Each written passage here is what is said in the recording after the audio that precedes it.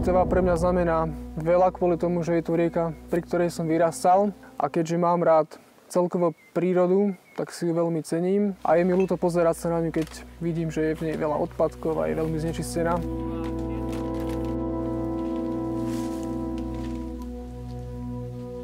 Rieka Žitava. Ako dieťa sme sa sem chodili hrávať, kúpať. Bolo to veľmi pekné prostredie, kde boli stromy, zvieratá a naozaj to vyzeralo ako kvázi nejaký park. Asi keď sme mali 11 rokov, po jednom letnom kúpaní mali všetci hnačky a boli chorí, takže to dopadlo veľmi zle, ale to si tam nekúpia nikto.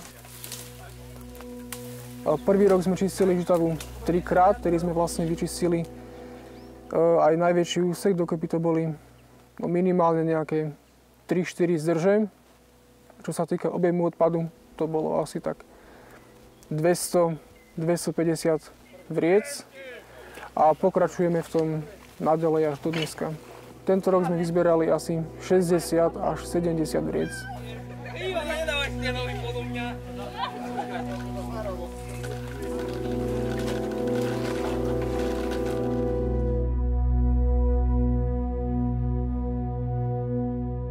Žitava to sem všetko donesie kvôli tomu, že vlastne nad Slepčanmi je regulovaná a až tu sa vyskytujú také tie prvé meandre a kvôli tomu to tu vlastne všetko sa tak brzdí a zasekáva. Veľkou škodou je to, že vlastne ľudia zodpovední za stav rieky nejako nekonajú a tým je táto vec ľahostajná. A nám, ktorí vlastne z toho nemáme nič, iba nejaké modriny a mozole, tak my na tom makáme bez nejakého nároku na odmenu.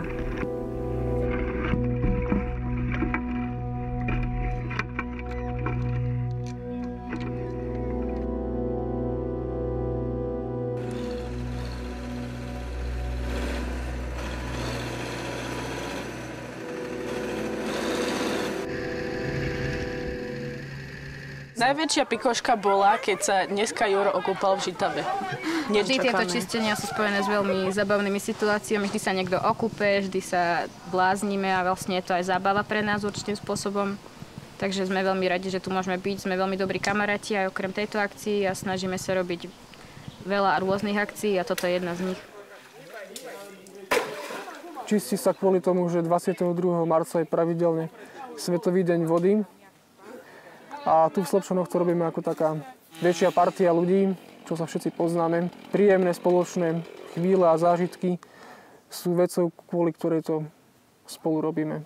Má to zmysel aj kvôli tomu, že tej rieke veľmi pomôžeme, ale na druhej strane aj spravíme také väčšie upovedomenie u tých ľudí, že treba si tú prírodu trochu chrániť a nejak sa takým vlastným spôsobom pričiniť o to, aby to bolo trošku lepšie.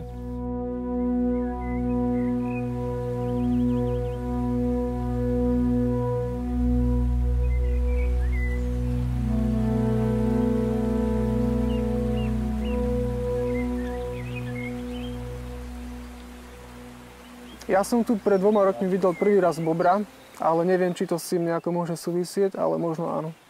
Radi by sme odkázali ľuďom, ktorí znečistujú okolie riek, že ničia prostredie sami sebe a ničia vlastne životné prostredie pre budúce generácie.